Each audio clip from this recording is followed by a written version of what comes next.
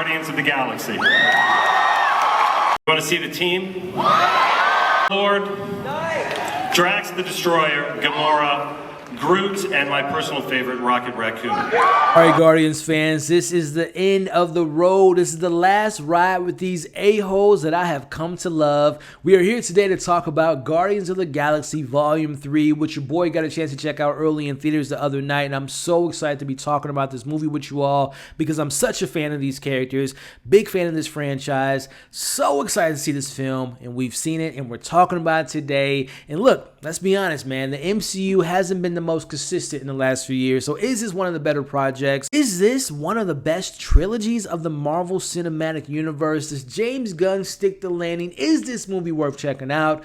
We'll be discussing that and much more in today's spoiler-free review. But first, let's talk in the comments. Let me know if you all are a fan of these characters, if you love these films, if you were excited for this new one. And of course, once you've seen it, let's talk about the pros and the cons. What did you think about the writing, the direction, the performances? What were some of your favorite moments? What were things that didn't work for you all in this film? And if you've seen Guardians 1, 2, and now 3, how would you rank them? Let's talk about it in the comments section. And if you all appreciated my spoiler-free review today, consider hitting the like button, sharing today's video, and of course consider subscribing to the channel. So look, your boy's a fan, man. I love these characters. I think about 2014's Guardians. It's like top 5 for me as far as movies go.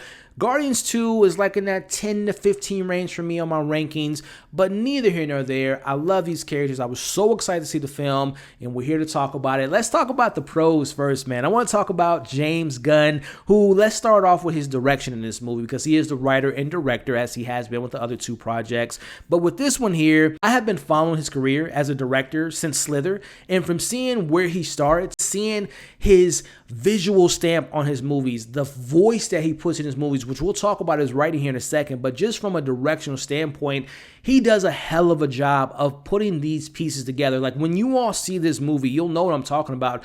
There's a lot going on, and not from like a perspective of like tying in other Marvel, Kang, time variants, all this stuff, but just from what's going on within this franchise and how it ties to other things that we've seen in the previous films.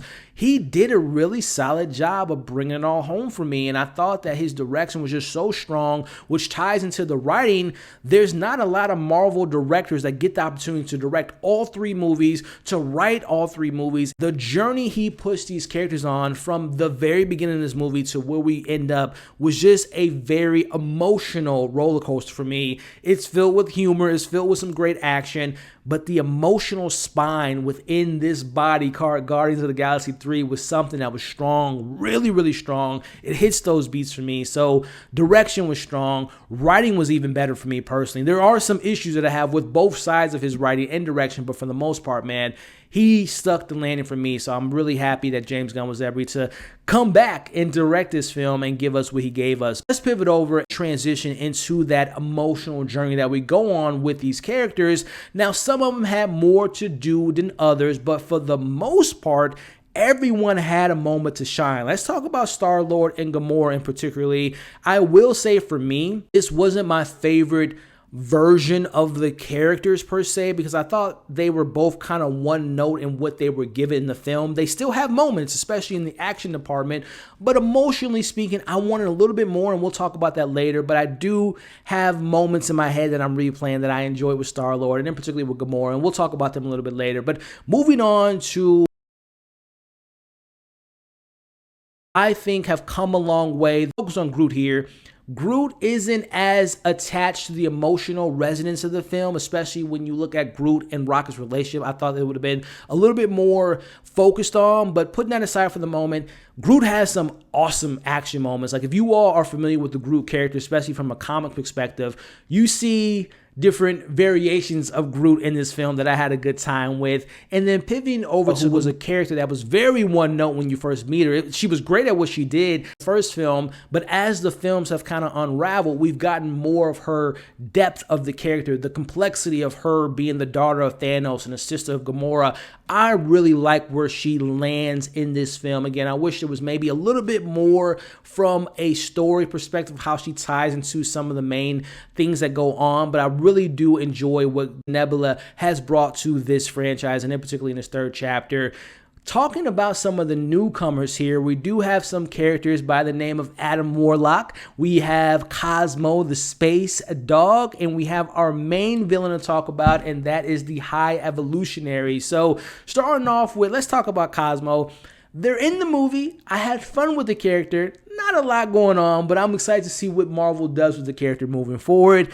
Speaking of moving forward, Adam Warlock, very excited to see how the film wraps up their narrative and what it can mean for the future. Gets me excited. But as the film goes, I wanted a little bit more, and we'll talk about that later, but I thought Will did a good job of bringing in a character that I am familiar with the comics. And from a power perspective, we do get to see the scale and the scope of what they're capable of, but I do think that Will did the best that he could in the somewhat limited screen time that he has in this film. But pivoting over to my MVPs, the standouts, the characters that I just think about as I'm talking about this film, and I'm so shocked to be saying this, two of my favorite characters in this movie are two characters that I like as a collective within the Guardians and how they function in the group, but individually speaking, I haven't been the biggest fans of them, but that has now changed. I'm talking about Drax and Mantis. If you all have followed my journey throughout covering different variations of Marvel projects, but in particular the Guardians, like most recently in December with the special,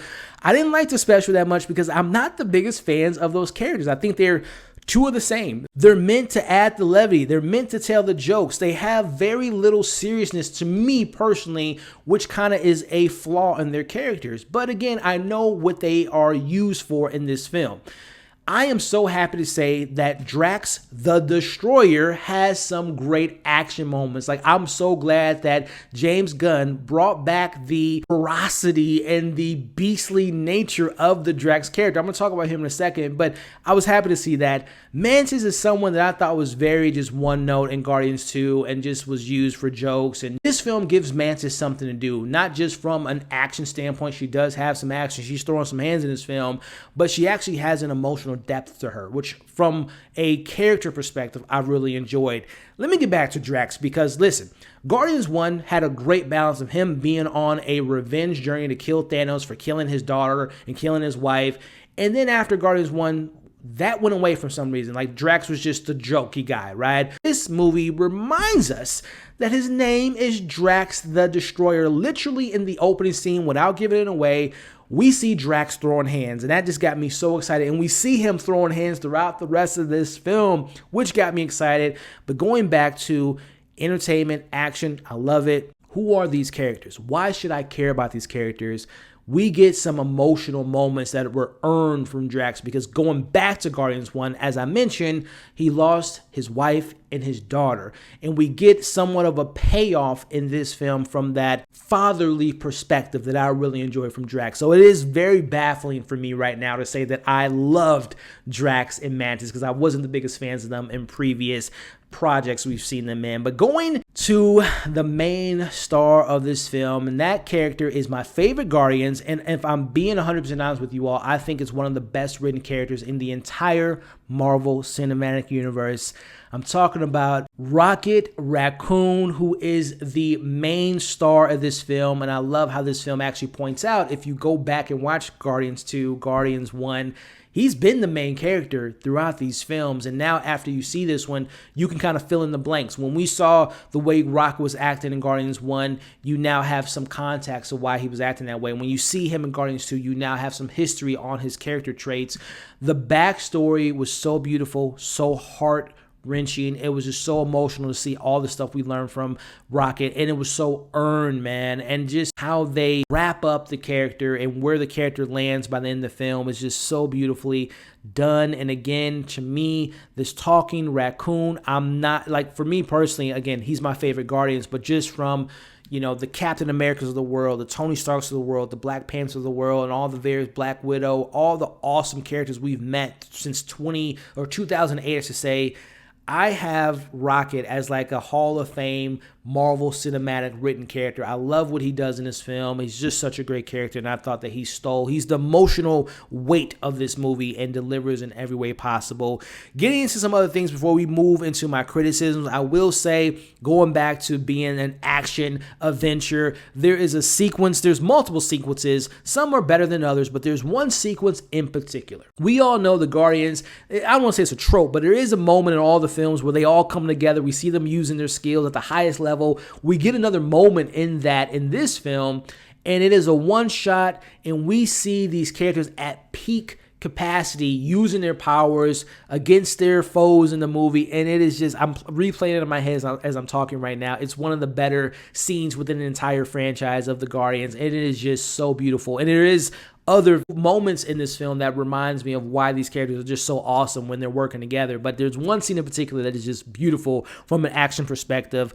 We all know the soundtrack has always been fire. I'm torn right now. I'm going to be seeing the movie again tonight, but Guardians 1 soundtrack is the best to me because I think it fits so well within what's actually going on screen. Guardians 2 is fire as well from a soundtrack perspective, but Guardians 3 might have some of my personal favorite songs. It didn't mix well as it did in the first one in regards to the song like fitting perfectly within the scenes, but it's still like great. I'm torn, man. That's another conversation for another day, but the soundtrack in this one is awesome, man. Like, I love the song choices. The score is also great. The production all around, from a visual standpoint, sound design, costume design, the space adventure that we go on, all that stuff is great, but again, the soundtrack is fire. I want to go back to how emotionally connected and how emotionally wrecked I was watching this film, and I haven't felt this emotional. And when I say emotional, like I was literally tearing up to a point that I wear glasses on a normal basis, especially when I'm watching movies.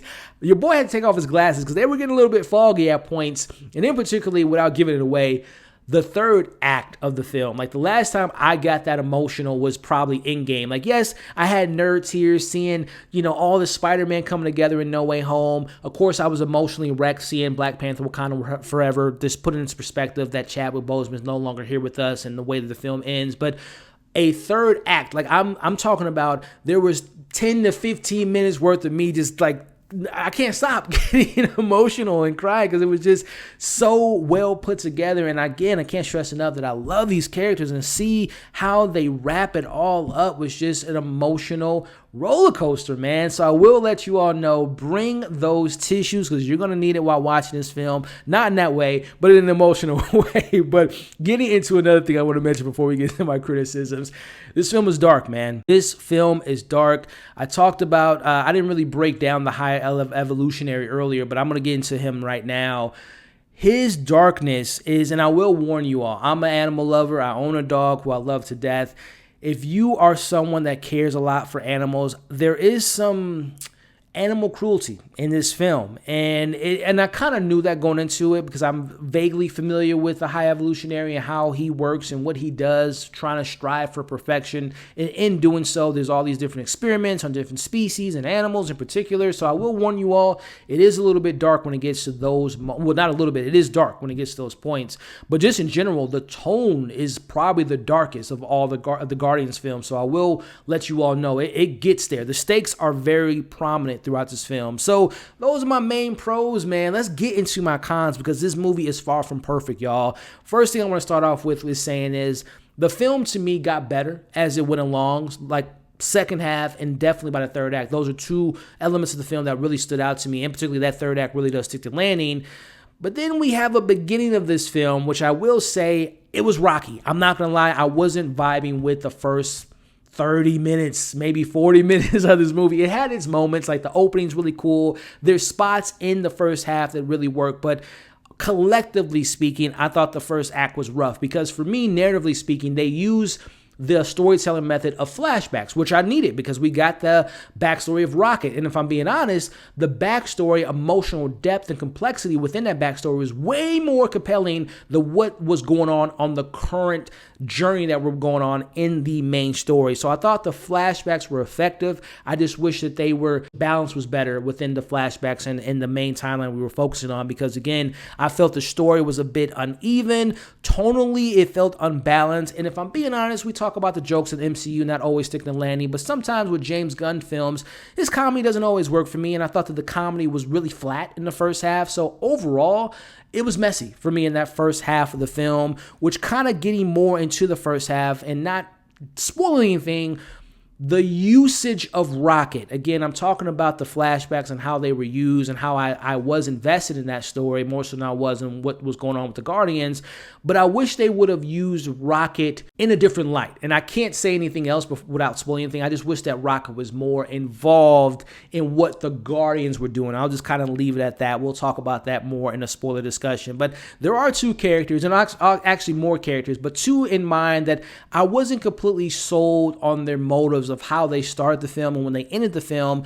Adam Warlock, I didn't really buy into where we meet him and how he got to where he ended in the film without getting to spoilers. I wish it was more fleshing out of that character. And then the High Evolutionary, I understood the motive. I just wish it was expanded upon a little bit more, in particularly the power set. And I've always talked about the imbalance of the power scaling in the MCU, but in this film, I'm like, wait a minute. If he's able to do this, why isn't he using it when this is happening, So it was kind of inconsistent of where the power stem from, how he obtained these powers, and when he uses it, like it's an on and off switch. So that was kind of inconsistent for me. But I talked about Gamora and Star-Lord earlier.